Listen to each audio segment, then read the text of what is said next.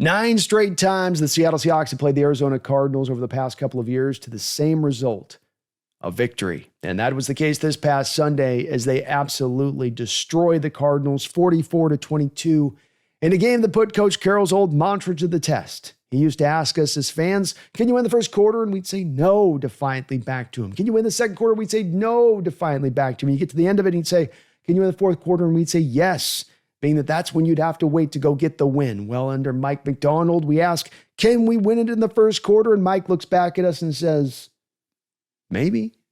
The Seattle Seahawks got out ahead of this game right from the first quarter and had it pretty much put to bed by the time you got into the early parts of the second quarter. This was another win where all three phases worked together well, almost in complete lockstep sync. And again, the defense was dominant from start to finish. The 22 points given up don't quite capture how suffocating they were as a defense. Again, doing that same formula we've seen this season so far, being taking away the run, turning the Cardinals one-dimensional or the offense one-dimensional, and then dominating them from there. The offense started the show off here with the touchdown drive right out the rip, and it was pure what we've seen so far this season. Some good conversions on third down, and then a shot play down the field to Jackson Smith-Njigba in basic one-on-one coverage. The safety was a little bit late coming over there and helping out, as we've seen so often so far this year, and Jackson made them pay the price as he had another very effective day, albeit he had to be very efficient because you only passed 12 bloody times in this game.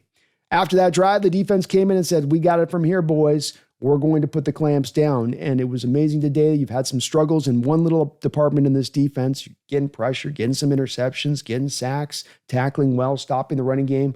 All those were back on point again in this one, but you've had a hard time generating fumbles. Fumbles can be random. Fumbles can be hard to be gotten at times. And in this game, we had what I called a little bit of a Matrix moment. It was like Neo seeing the black cat in that movie a second time and going, something just happened. We got a glitch. Oh, deja vu. We have a play early on where the Seahawks are blitzing. Tyrese Knight gets up into the A gap. He's filling in for Ernest Jones at the middle linebacker position in this game and probably played the best game of his young career. He comes on the blitz and has the wherewithal as he gets free to not only just try to tackle Jacoby Brissett, remembering with Jacoby that he's not an easy tackle from the quarterback position. This isn't a 6-foot Bryce Young type at 185 pounds. He's legit 235 out there, 6'4". He's a hard bring down in the open field, hard to bring down in the pocket.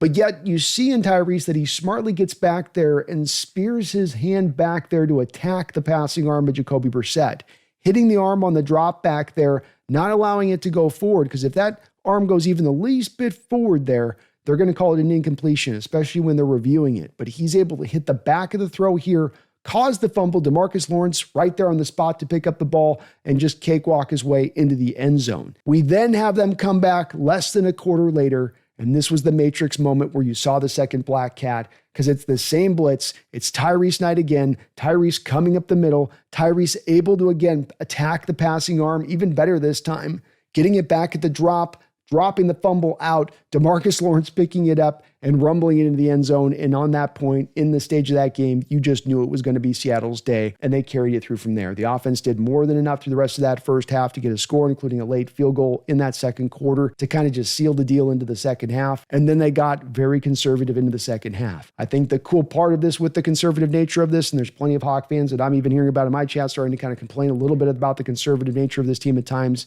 and getting up as they do so often. I call this first world problems, first world complaints. I think you come out with a 22-point win, you just got to be kind of happy with that. These are hard wins to get no matter what, but you still did find a way in this game to run the ball effectively. 46 carries, 198 yards, a 4.3 yard per carry average clip, and you had 3 different running backs all getting a decent amount of touches in this game, all of them averaging over 4 yards a carry. I think it speaks to how good your team played, that you go up against a tough defense like the Cardinals, who were down a couple bodies, but still had that front there that they could attack you with, that you were able to find success in running the ball, despite them still really loading up the box, despite you and 12 personnel oftentimes facing those 3-4 looks and a heavy amount of bodies down there around the line of scrimmage. The Cardinals continued more of that pace that the Seahawks have faced early on this year, offensively speaking, and trying to take away the run game at the forefront of what they do. It didn't work today. I think that speaks to maybe a little bit of this running game continuing to get better, hopefully as the season goes along, or at least hopefully getting a little bit more effective. Sam Darnold continued his stellar play on the year in very similar fashion to how he's done leading up to this game. 10 of 12, 178 yards, 1 touchdown, 1 interception. Once again, doing a lot, being given very little opportunity to do so. And more first world problems where you're just being so dominant, you're just running the ball so much in the second half, your quarterback's not getting as much chance to shine. Jackson's not getting as much chance to really get that prolific pace really set and locked in. And so he did a lot with what he was given. I thought he managed the offense very well. We could talk about the turnovers in a second, but he is converting third downs. He's moving the sticks. He's getting you out in front of these games. And again, playing at a very hyper-efficient level, high completion percentage, then mixed with almost a 15-yard average per attempt. He's already been up at 10. He's already been at the best of the spot in the NFL in his yard per attempt on the year, and now even climbed above it with 15 yards an attempt in this game. The interception, the ball gets hit off a helmet. Hard to fault him much for that. That's going to happen in a football game. That's more about maybe some pass protection issues, kind of not holding up at all times. He wasn't under a tremendous amount of pressure, but when the pressure was there, it was there quick. And then he's got a fumble where the ball's knocked out of his hand, very similar to the play that happened to him earlier this year with Bosa, knocking the ball out of his blindside hand where he can't really see it coming and it just gets knocked out. Once again, that will happen. Ask Jacoby Brissett in this football game. A couple of freakish turnovers there. There's the mishandled snap between him and Oluwatimi. You lost Sundell to an injury in this game. Oluwatimi on one of his first snaps there has a little bit of a misconnection there with Sam. But again, you saw the same thing happen when you tried to bring Cable out late in the game to then be mixed with Drew Lock, and they weren't on the same page on the snap. That can be as much on the quarterback as it is the center. Could be just the center too, but it's probably something that's not going to continue if once you get Oluwatimi, let's say a full week of practice with Sam and they can get on the same page. Different centers have different ways they snap the ball. Quarterbacks get used to that way. You've had Sundell all year as the main guy snapping it. So all three of these turnovers, I think, are more flukish than anything else. Yes, with a monster lead, you want your team to be able to keep things clean offensively speaking, is whether you move the ball or not, don't turn the ball over. That part does suck, but I do think it was a little bit fluky here, and so not as much something that I think you're going to worry as much about as you go through the rest of the season. Again, the good problem being is that we're just getting up on these teams so heartily, we just can't find a way to quite fully put them away. I mean, we've got them beneath the waters. I mean, they're drowning, but we can't drown them fast enough. Sometimes is a little bit of the feedback I'll get from some of the fan base, and that's great. I love that they're driving towards wanting to get to that point of excellence, but at the same point in time, you're stacking wins, and you're doing so in very dominant fashion, and the offense is playing at a high level around it. All three running backs ran tremendously, and really to a man ran with toughness, finishing their runs, getting that extra couple of yards even after they've got tacklers on them. Very well done there. Some great cuts in the open field and reversing of fields at times from where the hole was meant to go. Charbonnet had a 30-yard run in this game that really felt like it finally broke him free, and it got him some confidence, and then he just moved with a little bit of an extra swagger through the rest of the game. How about George Holani earning the right to get some carries in this offense, getting those carries down by the goal line and able to pop a run off, well blocked by Abraham Lucas, who was able to seal an edge, who takes an inside route. And then Holani's got the one-on-one matchup with the corner, able to juke him out, give him a little bit of a dead leg, get to the end zone, go get the touchdown. Part of how you got out so heavy in this game with those back-to-back touchdowns by the defense and what they gave you with that. But all three running backs ran really well. The yardage and the yard per carry is a good part there. There were some holes definitely to be had, but they also ran tough. They extended runs. They found daylight when there wasn't daylight to be had. Charbonnet had one run where Calais Campbell on a 3rd and short, I believe it is in the backfield, and he looks like he's got him dead to rights. Charbonnet just kind of picks up his foot, gets around him, sidesteps him, and is able to get forward and go get the first down.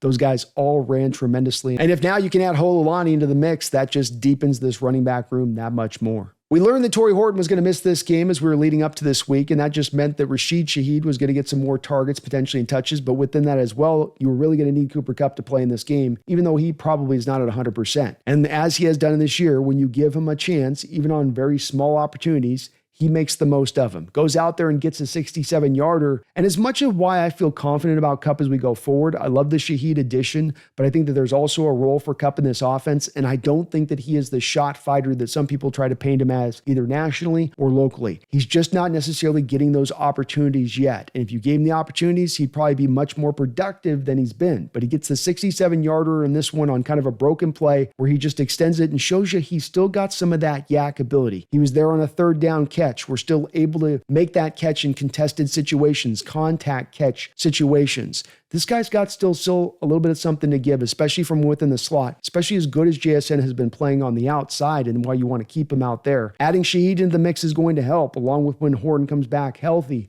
But Kupp does have a role in this offense, and if you do need to get to a game where you do need to get to a high-volume passing approach, he will be there ready to help you kind of carry the line. It's just that you haven't needed it so far. Once again in this game, only 12 passing attempts. There's only going to be so many targets to be able to throw his direction or a dynamic rookie Elijah Arroyo's direction. You probably wanted to target the tight ends in this game a little bit more to the middle of the field, especially with Wilson missing in the middle for the Cardinals. But there just wasn't the passing attempts because you just got so up so quickly in this football game. Not many games are this simple, but this one was just that way when it comes to the offense. Pass catchers did their job in this one and did it in full. Now, Rashid Shaheed did catch a bubble screen in this game, but it was more what he did with manufactured touches in the offense that was cool. Kubiak saw a guy that was coming back into an offense that Shaheed's familiar with, but he's not going to be as familiar with this offense as he will be a couple weeks from now, where he'll understand more of the ins and outs about what he needs to do. And there's some option routes in this offense for receivers and things where Darnold and receivers have to be seeing it exactly the same way. Maybe you're not going to be able to breach through that distance in just a short week. And Kubiak seemed to acknowledge this with some of these manufactured touches to Rashid, which I love because you didn't just say, okay, run the normal routes. Let me get the ball in your hands and let you work, including aligning him up as a running back at one point in this game, which was impressive. And he went for a nice little 10-yard run. The guy just is dynamic with the ball in his hands. You can see he's very comfortable back there as a punt returner, giving you more depth there. Just something that stands out on this team again and again is both you've got the frontline starters, you've got the difference makers emerging, and we've also got tons of depth all across the board. Flipping it back over to the defensive side of the ball because they do truly deserve the lauding in this game. Those 22 points coming on the back of at times some very short fields, like the offense turning the ball over in the red zone back to the opposition after the defense just got a great stop. And they had a couple of goal line stands in this football game and many guys who really performed at a high level, an elite level. One of those guys is the man that I've been saying to you is the new Kyle Hamilton, and that is Nick Emmanwori. 9 tackles, and not 1, not a 2, not a 3, 4 passes defensed out of the slot. And beyond the statistical numbers, the half sack that he added into the mix on top of it, quarterback hit, all that good stuff. On top of all that, just impressive to watch him play in and play out, how tight he is in coverage, how much he's able to utilize his length and size in some of these matchups. And as Mike said in the press conference, he's playing with a lot of anticipation right now, where it's the length on top of him getting on it in the right beat, not being a beat slow like you might typically see with a lot of rookies, but being on top of it and a player you can utilize in a multitude of different ways. Mike was also speaking about in the press conference, something you might see in the future is some more snaps being aligned out there at times at the safety position, where he can do some of that too, ultimately making him very unpredictable about where he's going to line up, and then making it ultimately hard for offenses to try to determine where to attack and who's going to be where prior to the snap, as Seattle can really mix and match all across the board in that manner. Another man that had a truly amazing game, and probably the best one of the season for him coming off his best game of last week, was Tariq. And yes, he added back the T and the A, so I get to now as well. Tariq Woolen absolutely shut things down on the outside. He tackled well in addition to that. I thought Reek played like a guy who's hungry, who's out there and understands, as I've said many times on this, you can lock it in on the home stretch of this season. You can go earn yourself one mighty payday, young man. And he was what we hope in Reek and what he can be when he is at his best, which is as talented as a corner as you will find in this sport, who can absolutely drape wide receivers and leave you no room to make the completion, who also then adds ball skills to be able to knock the ball away late, in addition to being a shadow over the top of these wide receivers. You had in this game Harrison being targeted again and again and again. 12 targets in this game, but only 3 catches. And most of those times, many of those snaps were with Woolen, with him in coverage, locking it up. Brissett wanted to work him. The pathway was not there. He was tight every step of the way. He looks connected. He's in it play after play after play. And this is a spectacular thing for this defense, because with it, it rises the potentiality of this defense. Dominant defense, but you take it to that next level if you've got a lockdown corner on the outside. And why? Because you got Witherspoon in the mix as well. Another man that's having a little bit of an underrated season. I think he had kind of a couple bad moments in that first Cardinal game that kind of sticks in people's minds, but he's actually playing really good football, and he's back on the outside with Emmanwori, mainly back in the slot. And you saw with Witherspoon how he can work so well out there as a man-based corner. When you had him with Wilson, for instance, and Harrison over there matched up with Woolen, you never saw Brissett really looking over in that way. I don't know how many catches or even if he did give up a catch in this game being Witherspoon, but he was really good and may have found a natural home here to where he'll be at his best as an outside corner. Just had one of those kind of games like a great lineman would where you don't hear about him because they're not trying to target him. They're not really trying to go after him. Defensively, took the run game away from the Cardinals. They're down 2 running backs in this one, so they're to the backups. They don't necessarily run block particularly well. On top of that, you've got a strong defensive line. You really ate them up in the run game. Tyrese Knight, on top of making those 2 sacks, had a lot of good tackles. He was all over the place in that way. Drake Thomas, again, played another solid game. You can really go up and down that line with those defensive linemen, too, and lauding them across the board as well. Leonard Williams, impactful across the board. His hustle showing up. There's one play where he starts up at the line of scrimmage as a pass rusher, kind of floating around a little bit. The play goes down the sideline. He runs 9 yards down the field and goes and makes the tackle. That's not the first time he's done that this year. Ty Cotta and Drake Thomas, both, as I've said on prior shows with this, continue to get better. It would seem like the more they get to play. Ty Cotta had a real rib shot killer in there on Higgins in the game where I thought he broke the guy's ribs and knocked the ball free. They're playing really fast and really loose. So everyone on this defense really gets a good lauding in this one. Even Mike Morris, I thought, supplied some pressure at times, though he was held and it kind of went uncalled. But this was a game where you defensively just took it to them. Offensively, you executed early well enough that you didn't have to do much of the back half of the game, and the special teams unit was marvelous as they've been. You will be the number 1 DVOA team in the NFL coming out of this game, in part because that special teams is being as dominant as they are. Jason Myers made all of his kicks, but on top of that, you didn't punt the ball once, didn't have to. You had a couple turnovers, you might have, aside from that,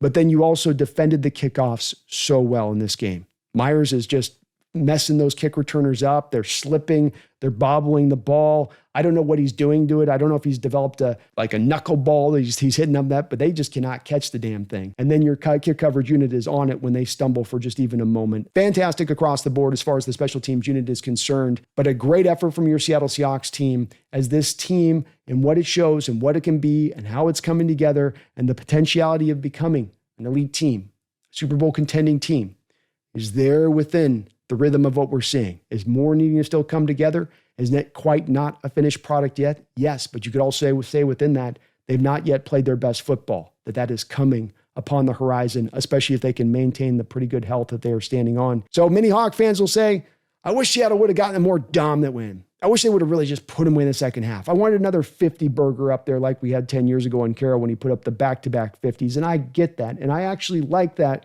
from my fellow 12th man as far as that being the driving force. If it's not just enough to beat them, we want to take and remove their spirit with it. But this is still a dominant win. And this does set up now that matchup next week for the Seattle Seahawks to put that stamp in there that maybe you're looking for, to really put that Rams team away that's had your number a few times over the years. Even last year, you got the win, but that was with them having half their roster out, resting for the playoffs. Jimmy Garoppolo throwing dimes all over the field against you in that game here and there. Go out and get this win now, and you can not only make a statement that we're looking to take this division, but we're looking to make noise in this NFC as a whole, and this ain't going to be a year out. The time is now, and we are ready. It's going to be fun to watch to see if this team is ready to take that next step, but this was a hell of a win today and something to feel very good about.